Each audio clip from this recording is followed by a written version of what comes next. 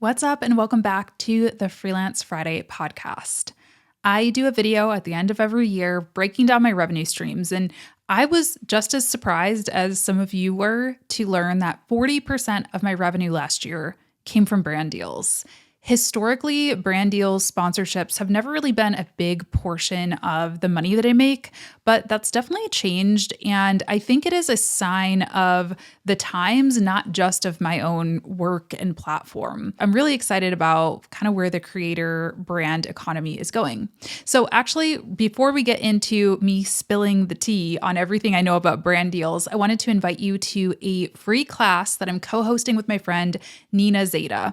Nina has a company called Sidewalker Daily. She is a pro at all things brand sponsorships, creator monetization, and she's going to be teaching a class just for our community. I'm going to be there as well, co-hosting. So check it out. I'm going to leave a link down in the show notes. It is totally free, but you do have to register to attend. Nina has worked on the brand side of things for years and years, and she also helps creators monetize. And honestly, I have to credit some of that 40% revenue to Nina, because after I met her and started learning from her, I learned a lot more about how brand deals work and just how much opportunity there is in this space. So please join us. You will not regret it. I will leave a link down below. But for now, I want to tell you some of my experiences and answer some of the questions that you all sent in on Instagram about brand deals. So the first question or topic we're going to touch on today is how can you work with brands? And generally speaking, there are 3 different types of brand deals or sponsorships that you might work on. The first way is gifting.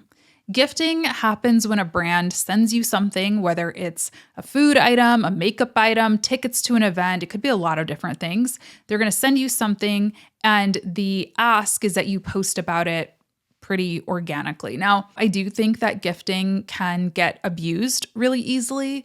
You know, if you're just getting paid in product, well, your landlord or your mortgage company probably doesn't take makeup items or food items as payment, right? So there shouldn't really be an obligation to post, in my opinion. But sometimes you'll find brands who want the sun, the moon, the stars for a free bag of potato chips or something. So take those with caution. I worked on gifting campaigns when I was first starting out, particularly when I was a beauty creator, and I really liked them because I didn't have to, buy makeup ever. I never paid for makeup. And it's really nice because you can get material for your content. Maybe you're a booktuber and you get free review copies. Well, you're not having to go to Barnes & Noble or go to your local bookstore and pay for those books anymore. You're able to fuel your YouTube or your podcast or whatever with free products. So don't count that out. And sometimes free gifting campaigns can also turn into paid collaborations. So if you really like a brand and you're open to working with them on a gifting basis and you do a good job and you get a tracking link and you show that you have actually encouraged X number of people to buy, well, you can use that as data and use that as a selling point for a paid campaign. Similarly, there is affiliate marketing. Now, affiliate marketing is a little bit different than brand sponsorships, but it is a way to work with a brand. It is a way to engage with a brand. And for me, this has resulted in about 9% of my revenue last year. So not a ton, but affiliate combined with sponsorships equals half of my revenue, which is pretty cool. So affiliate deals are similar to gifting. Maybe you get the product or service for free, or maybe not. Maybe you just pay for it and you're a loyal customer yourself. You get a link and you share it with people who might want to use the product or service, and you get credit for the people that you refer to actually pay. Now, the pro of an affiliate campaign is that it is not forced. You have no posting obligation. For instance, I work with HoneyBook. I can talk about HoneyBook whenever I want or not talk about HoneyBook. I don't have to by any means. But if I'm doing a video where it just makes sense or a student asks me a question, I can share it and maybe potentially get some revenue that way. But it's not like there are posting guidelines and dates and, all of these strict things. It's really up to me. But of course, the con is that you have to actually sell product. It is kind of commission-based, if you will, in that you really do have to encourage people to actually sign up. You are not going to get a flat fee up front. And then that's the last way that you could work with brands is brand sponsorships or, collaborations, brand deals, some people say.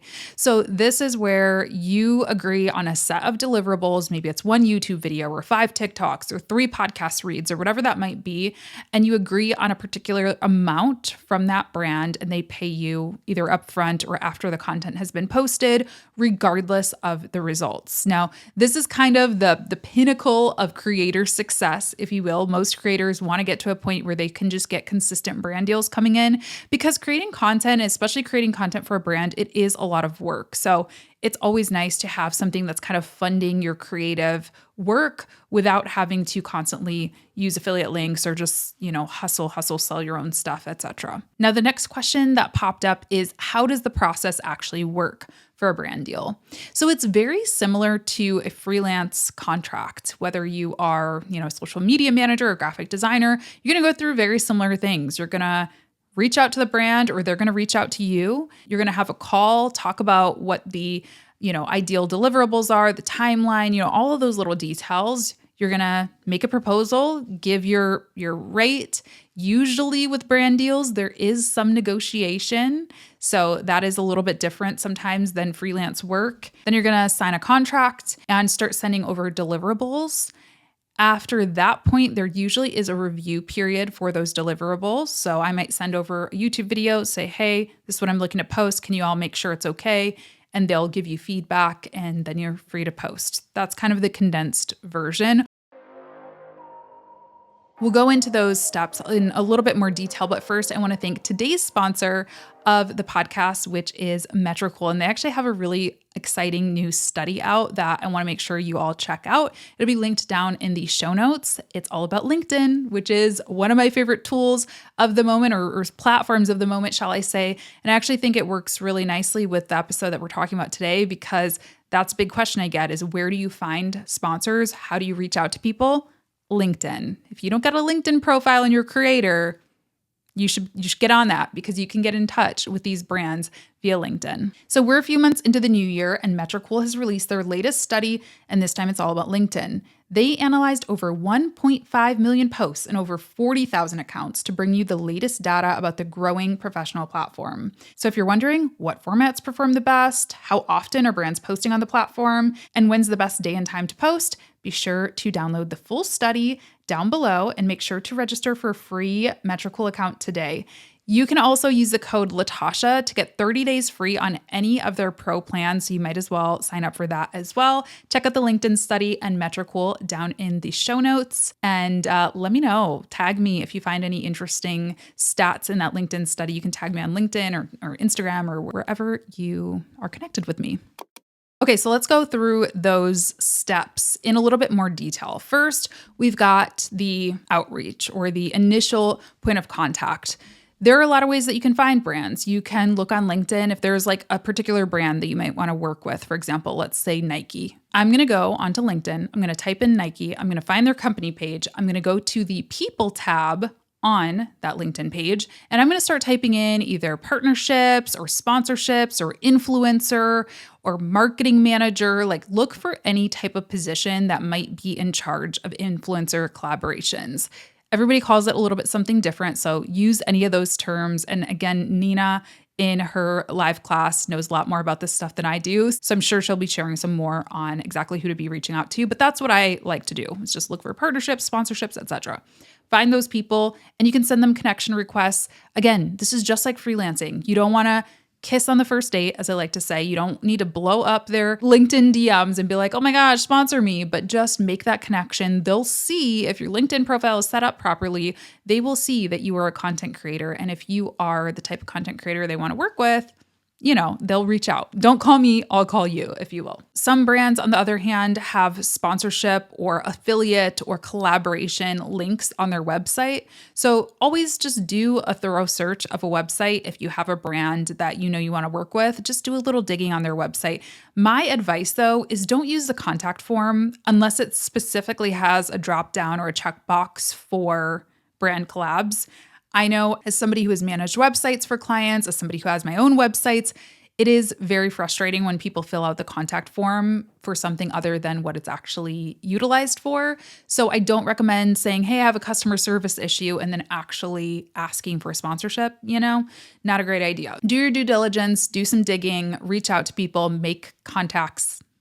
That's a good starting point.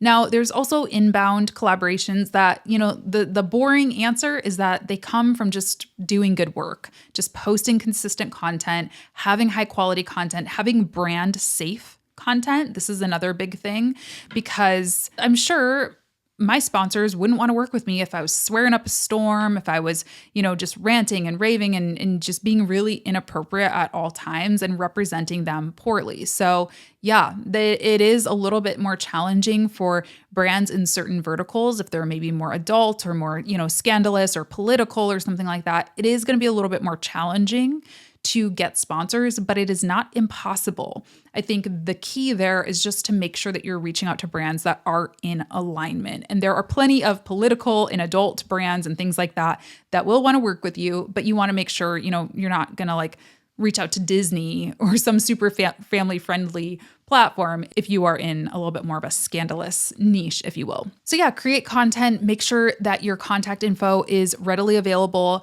have it on your website. Like I have it written out on my website. I have it written out on my YouTube channel in my description box. Warning, you might get some spam if you do that, but I think the benefit really does outweigh the negative. And also if you have forms on your website, I have learned this the hard way so many times.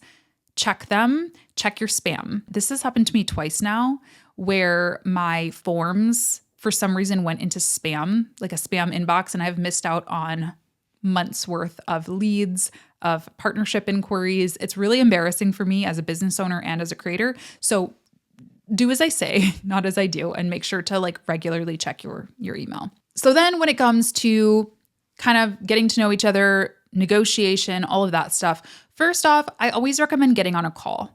Again, this is just like freelancing. My first goal for a freelance client is always just to get them on a call. It's so much easier to sell, to understand the scope, to get all of those questions out of the way on a call versus going back and forth through email. And sometimes sponsorships move really fast. Like I have had sponsorship outreach to contract to invoice happen in 3 days, especially towards the holiday time, end of year time. It can be a gold mine. So you want to make sure that you're acting fast and that you're not just kind of getting lost in the shuffle. So get people onto a call. You can use a scheduling tool like HoneyBook, for example, a calendar scheduling tool to get them to book calls with you. There's free ones out there, of course, as well, but HoneyBook is my fave.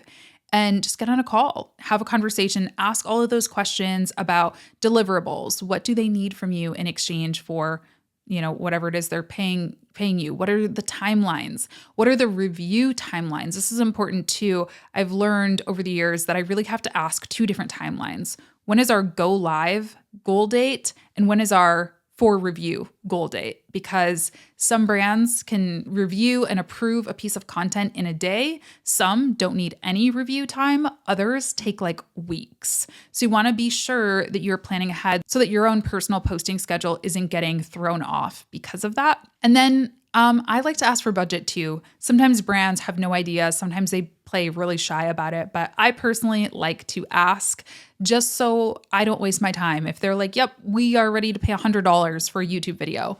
Sorry, not sorry. I'm not able to take that on. I'm not going to waste our time putting together a proposal where I'm going to ask for $2,500, $3,000, whatever that price might be. I just am going to let them know that's below my budget. Let me know if your budget changes. Again, just like freelancing. Now, pricing. I know you're probably thinking, well, what can I charge for sponsorships?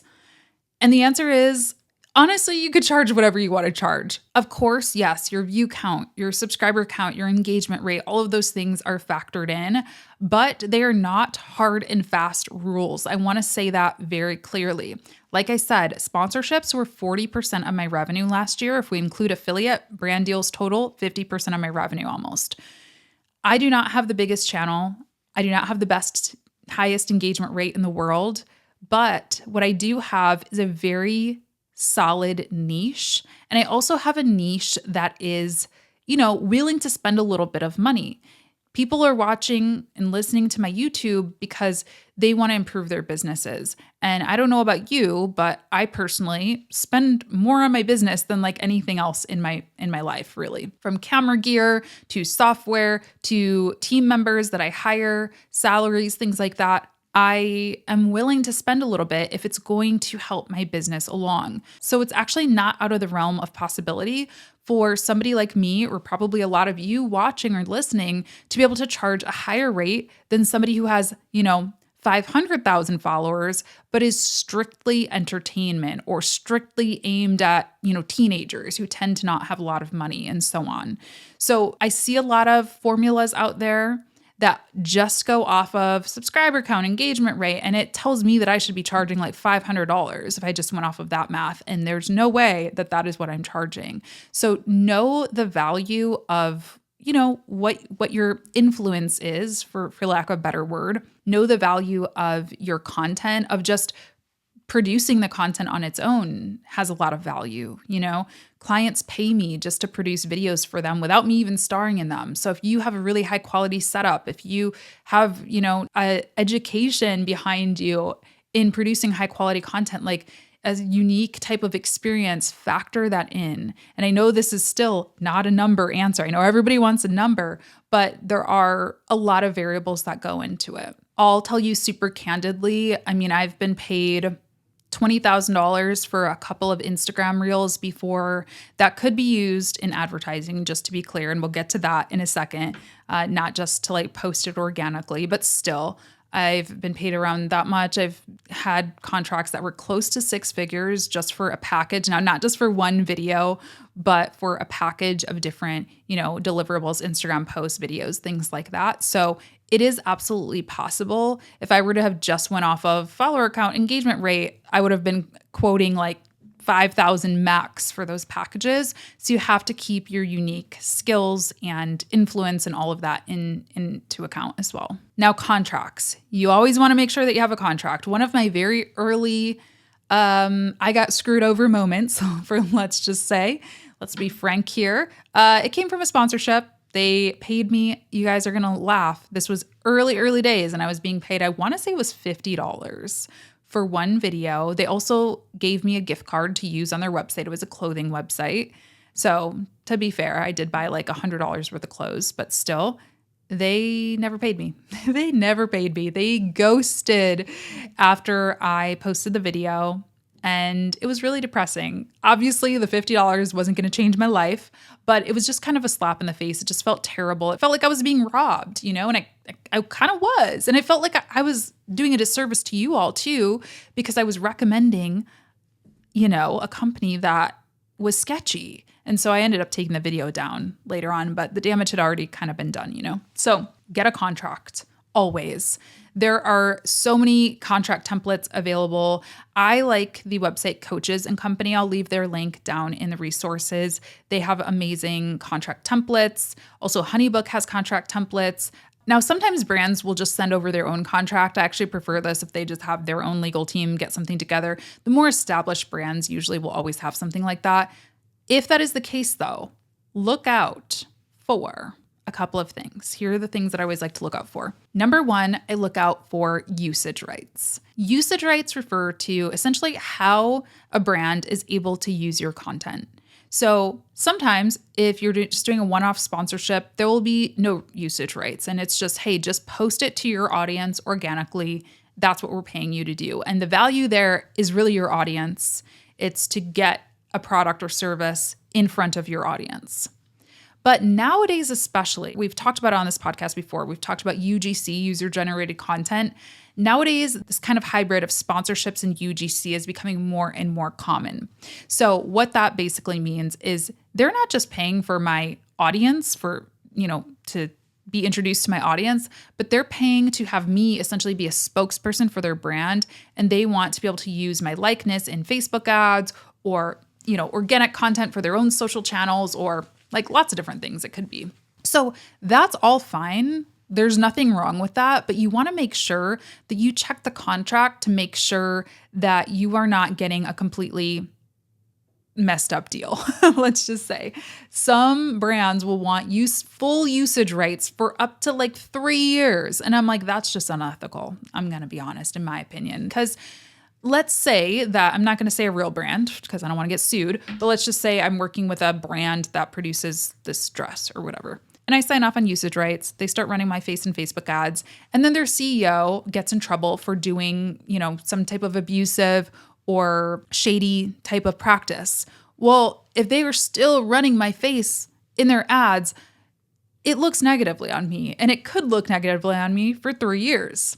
The other problem with that is, well, what if I want to work with one of their competitors? Well, then I technically have to wait like 3 years to be able to do that, because what competitor is going to want to hire me when my face is on a Facebook ad for, somebody else? So keep that in mind. If you're going to have long usage rights, make sure you raise that rate a lot, or negotiate it down. Similarly, another thing is exclusivity.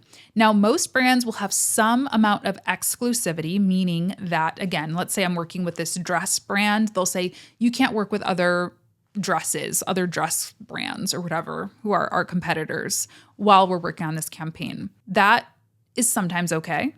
Sometimes it's not. If you are a fashion account and you post dresses every single day, that's really going to hinder your ability to make money and keep your content calendar full. But if it's me, somebody who doesn't really post about fashion that much, well, then I might be okay signing off on exclusivity for a month or however long I need to. But again, pay attention to those timelines, because if it is something ridiculous like years or, even multiple months, you want to make sure that you are being compensated for that accordingly. The last thing I'll say about that, though, is I also just use my own best judgment too. So even when I work with brands that do not have exclusivity written into the contract, I usually just give them exclusivity. Like, I'm not realistically going to I'm not working with them, but let's just pretend I'm working with Apple, like an iPhone, and then promote BlackBerry at the same time. Like, I also think it is important that we are being good brand partners and keeping those things in mind within reason. And then the last step there is really drafting the content. Film the content. I don't need to go over that. You know how to do what you do best. Most brands will send you over a brief that kind of has some talking points or maybe some graphics if it's, a software tool or something like that can help you along. But nowadays, I think brands are understanding a little bit more that we need creative control for it to really work. So I'm grateful for that. So you make your content and then you send it over to them for review. I actually just found out about the coolest tool, and I am so proud to share it with you because it was created by a fellow YouTuber named Natalie Barbu, who I got to give a shout out to her because she is one of the few larger, more popular creators who have given me a public shout out. And she is just the sweetest. I had a call with her recently to learn about her tool, Rella, and she's awesome. And what she's building is really cool. So it basically is a tool that can help you project manage your sponsorships. It is really amazing. I'll leave a link for that down in the show notes if you want to check that out as well. But you can go in there and upload your drafts. So let's say I'm being paid to make a, Instagram reel for Nike or whatever, upload my draft, add my client or my sponsor onto there, and then they can comment and give me feedback on the draft and say, hey, you need a revision, or cool, looks good to post, and so on. Of course, if you're not using Rella or a tool like that, you can just use Google Drive. That's what I have used for years. It's fine. It's got some limitations. It's nice to have the comments and things like that back and forth in a tool like Rella, but you got to start somewhere. And definitely if you're new to this, maybe just send things over email or Google Drive or whatever. But be prepared for feedback. Be prepared for revisions. This is one of the reasons why it is important that you charge a price that feels right to you. At the end of the day, my favorite term about pricing is pricing really is personal. You have to charge a number that you are going to feel confident about, that you are not going to feel resentful of, because revisions, the back and forth, the critique on your own creation can feel really a lot. It can be a lot. Sponsorships are wonderful. I love working with brands, but sometimes it can just be a little bit overwhelming and slow moving. The bigger the brand, the slower they move, I've found. So make sure that you are charging enough, and make sure that you always have, content, backup content, so that you're not left scrambling with nothing to post on a regular upload date, so your audience is missing out. This is something I struggled with for a long time, of figuring out like, how do I make sure I can stay on my schedule and also work with brands? So with that said, I want to answer some questions that I didn't get into. I know this is becoming a long episode, but there is a lot to talk about here.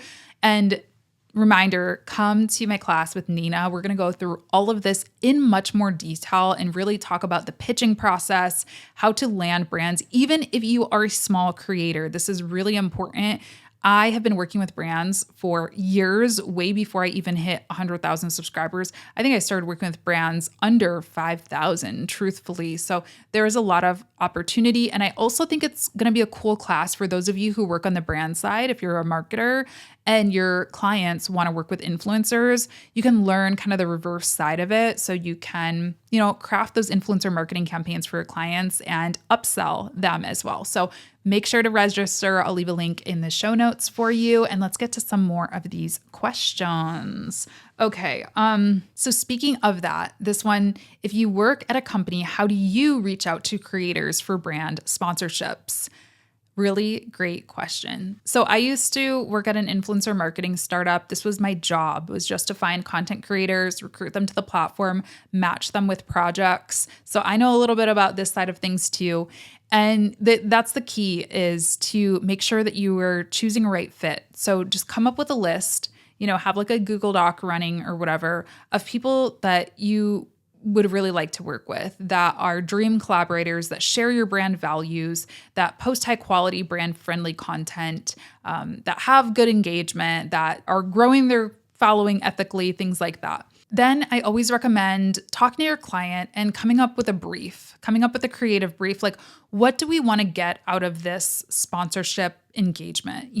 Are we looking for just straight conversions? Do we just want to sell a bunch of stuff? Or are we new in the market? We're a newer business, we're a newer brand, and we need to work on education first and just kind of growing our following, educating people on what we're all about. Like, figure out what that end goal is, or what that primary goal is, I guess, and come up with a brief. Do you want a bunch of TikToks? Do you need content to post on your own social media? In which case you're going to need to write in those usage rights, maybe exclusivity, all of those things. Like, talk to your client, figure out what exactly they need, and then just start reaching out to people. Build out that creative brief that has examples of content you're looking for, messaging, timelines, dates, graphics, photos, anything that they're going to need to create high quality content, and then just start reaching out to people. I always prefer that brands reach out to me via email. Maybe I'm old school. I know lots of people use DM nowadays, but I just think it's more professional. And a lot of creators do have managers or teams that work with them as well.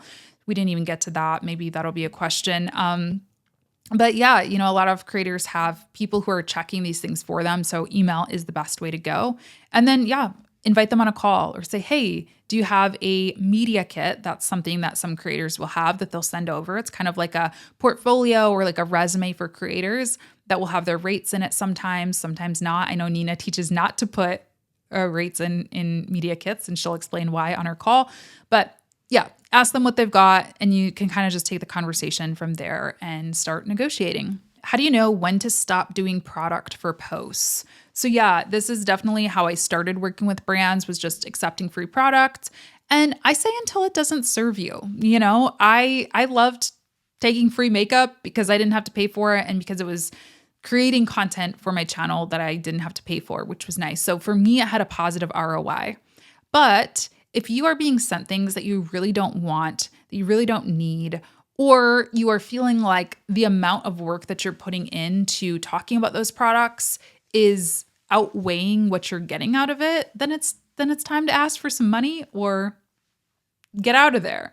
So that's going to be different for everybody. I don't think there's a particular like subscriber number, follower count, or anything like that. I still accept free products sometimes if it's good and if it's something that I want. I just accepted some podcasting equipment. There were no posting requirements with it though. They did not care if I did or did not post. I mean, obviously I'm sure they want me to post, but they did not say you must give 5 Instagram stories and use these talking points. It was totally up to me. So for me, it felt worth it. I also accepted some I accept snacks sometimes, like any vegan food brands that want to send me food. I usually take it just because that is a little bit more of a passion thing for me too. Promoting smaller vegan brands, I like to support them. So it depends. But also, yeah, if you're going to give me a long list of deliverables or it's going to be something that is very niched into my audience, then you're going to have to pay. How can I approach boutique hotels to offer them content partnership for video content?